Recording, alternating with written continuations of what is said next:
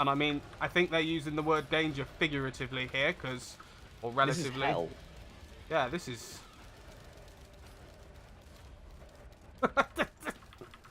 How long have I been fighting these?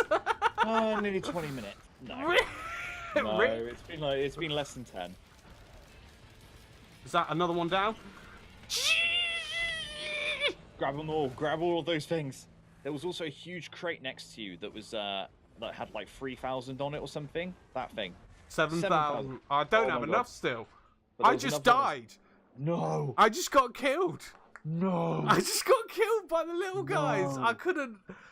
My fingers are jammed. Like, oh.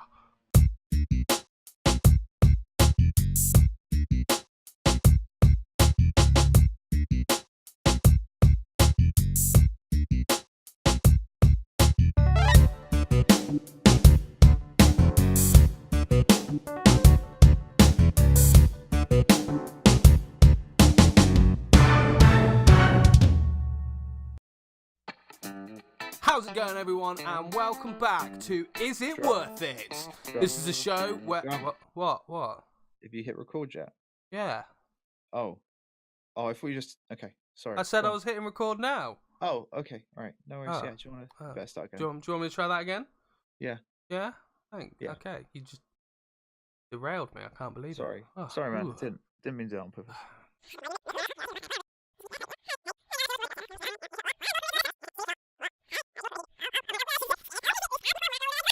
How's it going, everyone, and welcome back to Is It Worth It? What do you want? What are we actually doing? We're reviewing Risk of Rain 2. Oh. That game we just spent nearly 2 hours playing. Oh yeah. Yeah, that one. Yeah, no, sure, okay. You want to do that? That's fine. All right. No, I do want to do that. Right? That's what you're here for. So you want me to talk about it? Yeah, you're talking about certain things. I'm talking about certain things, and then we're doing the show. Yeah, no, fine, okay, sure, all right. Okay, are you ready? Yeah, I suppose. Do you have any more questions for me before we begin? Yeah, I mean, no. Good question. No, I'm good. You good? Okay, here we go. Yeah,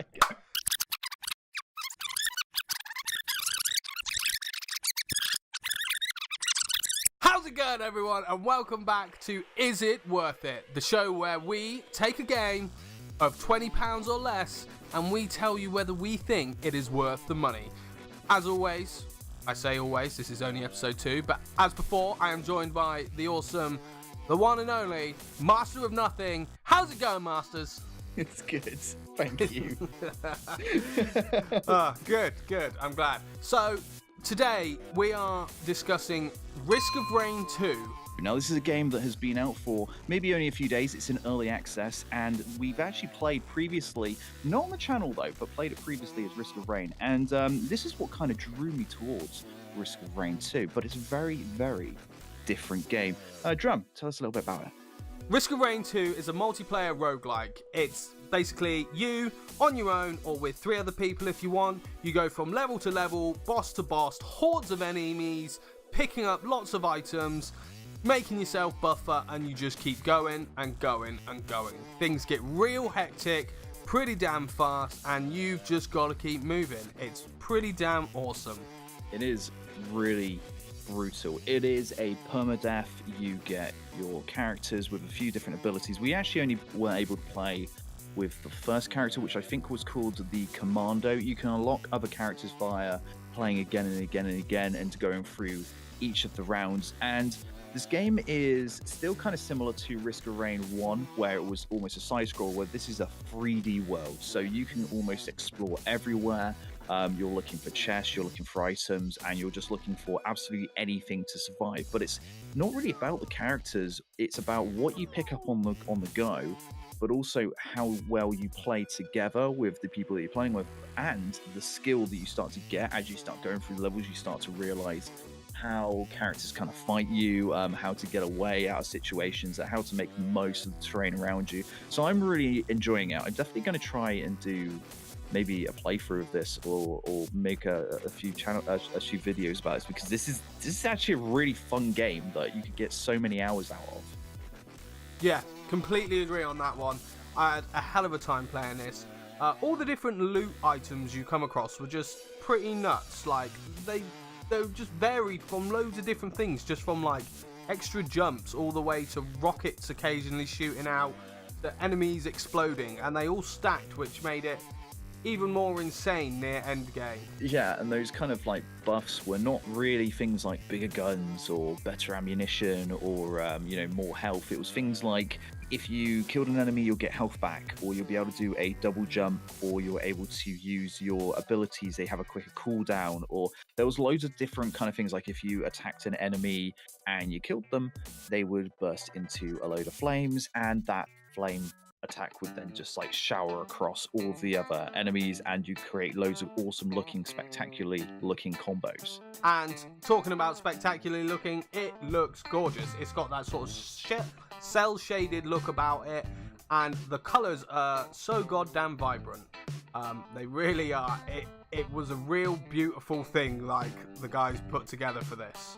Yeah, absolutely. I mean, every single world is very different. You've got a normal kind of tundra level, plains, you've got a magma pit, you've got a desolate kind of desert, and there's a lot of kind of cool looking focus points, but it just always looks very, very pretty. I mean, the enemies themselves as well, even though they look quite basic, they all look really very different, very colorful. You know what you're fighting due to like their color, and that kind of shows off what kind of elements of attributes they have as attacks and things like that. So it looks really nice. It's really simple, but it's all of those things that you need to know what you're getting up against, kind of how to strategic think about how you're going to fight these enemies and things like that. So it works out really well how they've made it, how they've presented it. So the developers of this game was Hopoo Games. Now, I've never personally heard of these, but I've definitely heard of the publisher, which was Gearbox. Now, have you heard of Hopoo Games? Hopoo Games. I'm actually looking at it now. Have I actually seen any of their games? Yes. They brought out Deadbolt, which is another kind of it's a kind of cool, straightforward indie game about an assassin, which is kind of cool, definitely worth checking out. And that's actually the only game that they've developed, which is kind of interesting because they've created now, I would say, 2 very nicely polished games. The gameplay, as we've said, is very roguelike. You're third person, you've got different abilities depending on your character. Obviously, we only knew the abilities of the commando, so it was different kinds of shooting which had different effects, such as stuns, extra damage. You had a little dodge roll, which was really nice. Became kind of our best friend. Yeah, I think there was like a rapid fire stagger attack, which was one of the ones which I thought was kind of like unique to that character because he had double guns. But then again, I'll be fair, we haven't played any of the other characters. I know you unlocked a character. Yeah, I unlocked a character, but haven't had a chance to play as them yet. Not yet, but I think we're going to be going back to that very soon anyway. Yeah, definitely. As you said before, this is a game I am going to pick up a lot more. I'm probably going to make some more videos on this because this was great fun. Now, Masters, what is one thing that really stood out to you about this game? Something, maybe it was just something you found funny or just a gameplay moment, but what really stuck in your mind about this game in the couple of hours we played?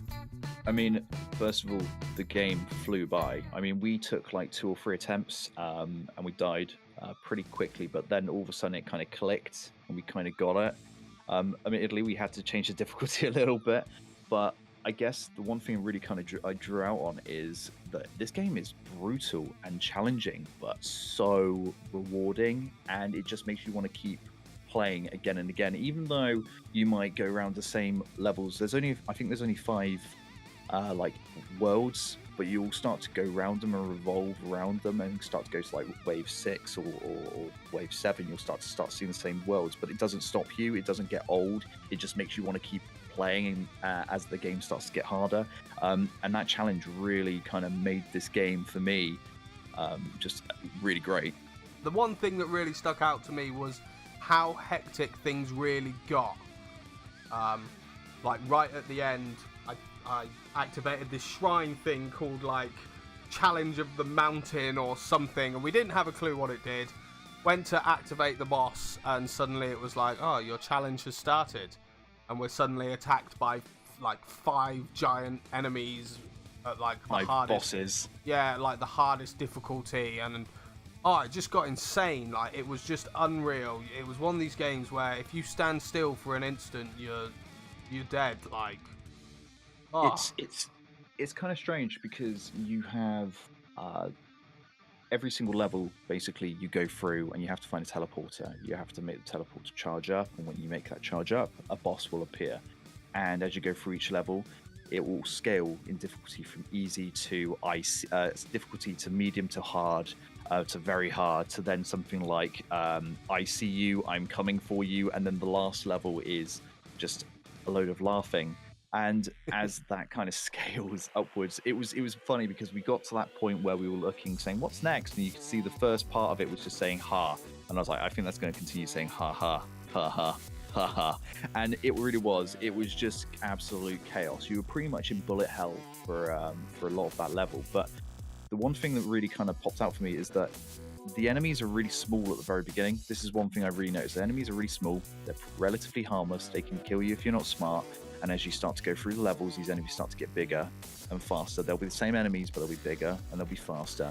And to the point where maybe 20 enemies at the beginning were no harm to you, but now it's 20 enemies which are much bigger, and they do a lot more damage, and they start to become a little bit more menacing and a little bit more brutal, until the point where you get to a boss when you've got that, and then you've added the challenge, and then you've got 5 bosses, 20 enemies, and as soon as one enemy drops, another one will reappear, and you are just literally trying to survive by the skin of your teeth. It's literally just a brutal, amazingly challenging game, but so worth it when you make it through it. Yeah, it did fail. So rewarding when it suddenly just clicked and you knew what you were doing. Like, you felt pretty damn awesome when you got through some of those levels. It really did. So, Risk of Rain 2, guys, is in early access at the moment, and it is $14.99 on Steam. Now, that begs the question, Masters, is it worth it? I'm going to say absolutely yes. I'd probably pay, 20 or above for this game, even though it's in early access. Yeah, there's a few more things that they're going to add in the future, like they're going to be adding artifacts, and there's lots of stuff going for it, what they're looking to do on their roadmap in the future. But as it is right now, I think it's good enough. If I'm absolutely honest, I think it's going to be a bonus with everything that they'll add in the future of this game. So yeah, absolutely, it's worth it. Yeah, I will completely 100% agree on that one. $14.99, definitely worth it. If you guys haven't, I would definitely go out and play that. I will be leaving a link to this game down in the description, so check it out. I really, really recommend it. It's 100% worth the $14.99. You've got some people to play with, get on it, because it is one hell of a blast and you will have so much fun. So thank you very much for joining us today, guys. Going to say a big thank you to Masters for helping me out. Anytime. If you want to check his channel out, there will be a link down in the description as always, and I'm pretty sure he's going to put some of the footage of our good time out on this game up on his channel, so go check that out. If you haven't already, drop a like, leave a comment, guys. Are there any games you want us to review? If they're £20, $20 or under, we will check them out and we will tell you what we think and whether they're worth it. But for the time being, guys, we'll catch you next time. Take it easy, everybody. Take care.